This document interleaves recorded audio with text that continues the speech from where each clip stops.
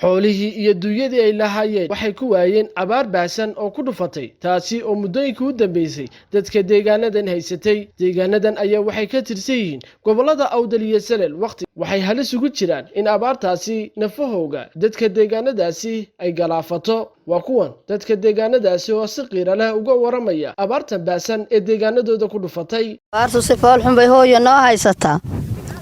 waqtigu waa ka nagu cawlanay sida daran noo haysta.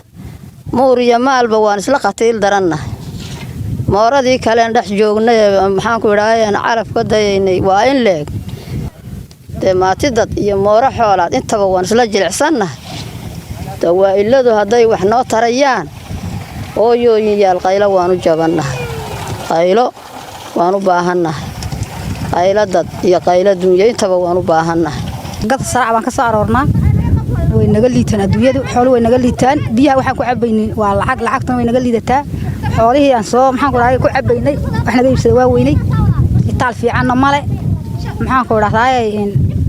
haddana ilaahay un baa sugnaayo waa jilicsan yihiin dhaartii maxaan ku raayay laba jeer baan soo aroornaa kolkolkii xooluhu naga cabaan biyaha hoomaha ariga iyo xaasad na cabaan qalabtii ma soo noqonaa baadku nagu yar yahay ilaahay uma sugaynaa waxa ma arkaysaa xooluhu ay dad cunaan ma jirto wax xooluhu ay cunaan ma jirto dadku sixir barar iyo maxaan ku raayay abaar baa ku habsatay haday dadka tahay iyo haday dunyada tahay imaka wax ma aad oo naga baayacay soo dooraba ahaa neefna naga baayacay naga iibsadaba abaartu waa sida guud ahaan laga ogyahay waxa dhacay oo abaaraha waxyaal kaalmeeyo u heeliyaa jira abaarta heeliya yaa jira waxa kamid ah iibxuma haday dhacdo hanti wixii dhulku la joogay itaalkay doontaba halahaatee wax ka iibsada uu waayo oo iiblaan dhacdo waa qodob khatar weey abaartaasi aad bay u adag tahay wadanka u haysaa iib la'aanta sida la sheegay wax iibi kama socdo maciishadii oo yadna cirka maraysa oo qofku hadduu shilin helo wax alla wuxuu u gaadhayaa ma jirto annaguna meel alla meelan baad u gallo sixir la naga iibsanayo wax ma hayno waxa weeyaan waa maciishada oo sixir barar keentay oo halka tamaad ee 600 ah iminka 800 uu sii marayo xabada saliida oo kun faranayd iminka 1500 ay sii marayso yani halka saddexaad adduunyadii oo cid alla cid meel kasta ay joogto wayna waa la soo jiitaa cid kaam oranaysaaba ayna jirin tanba mahunguri buu ku socod nin kastaba halkii waxba yaala yiri buu ku soo hagaagay waxaan ahay reerkiisu kurtada ay Itoobiya ka yimid ilaa 6 kilomitir iyaa ka soo aroor kolka barkadan yar oo ariga iyo labada barkadood baa ka cabnaa aad baa isku qalaynaa imaka saacad iska dhanba halka ariga joojinayay ari yar baa soo aruush abaartuna wallahi aad xaaladuna u daran tahay xaaladuna aad bay u daran tahay dadku waqtigu joogo abaar baa haysata abaar aad oo ballaaran oo kii Itoobiya ka soo dhaadhacay kii deegaanka labadaba saameeyay aad u hafatay waxa weeye abaaruhu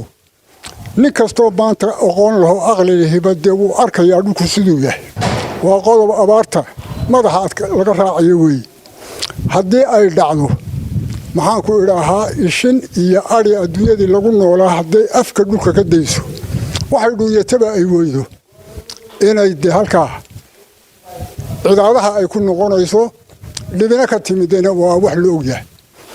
muxuu ku noolaan ninka xoolihiisa laga iibsan waayey ninka wax kaloo taageera meel ka waayey sidaa unu taagan isaga wuxuu la joogay kolba isla dhacay xoolihii waxaa soo galay cudurro iyo suus dheeriya cudurrada hadday dawo lagu taglaala ay tahay iyo hadday calaf la siiya tahay iyo hadday tala kale oo laga galaba ay tahay abaartu maanta waa tuweyn tudad iyo tudunyaba way tahay abaartu dad iyo dunyaba way saameysay waxaad arkaysaa xoolihii oo baqtiyaya waxa u dheer abaarta in cudur ku jira xoolihii oo dhimanaya arkaysaa yacni soo guurto dad abaar ay keeneen oo Itoobiya iyo oo ka yimiday oo iyaguna ku soo dul dhacay xakala caafimaadka balanoo dhis laakiin amsaashkii muxuu baahday dad uu taagan yahay waxa la hadda shaqo oo ka socota amba wax daawo ah oo taakula amba wax yacni shaqaala lama hayo abaar dad iyo abaar dunyo ayaa ka dhacday halkani waxa weeye xoolihii oo baqtiyaya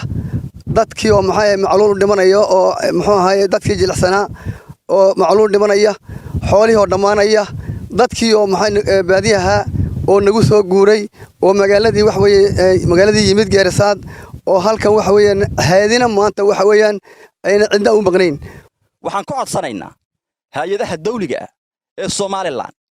iyo xukuumadda Soomaaliland oo hor socdo madaxweyne Muuse Biixi Cabdi waxaanu leenahay sida ugu dhaqsaha badan deegaanadan Lughaya dhamaantood oo nimika Geerisa aan joogno sida ugu dhaqsaha badan inaad talo nooga soo gaadho anigoo ah balasaabka xigeenkii gobolkaasi dhigi balasaabka gobolku uu sheegay gobolku maanta la isku sheegay abaarta ka jirta way saameysay Soomaaliland oo dhan haddana waxaan u soo baxnaa kormeer ka nahay inaan ogaano tuulo kasto iyo degmo kasta tuulayaasheeda iyo xaaladda ay ku sugan yihiin dhabka inaan u kurgala darteed baan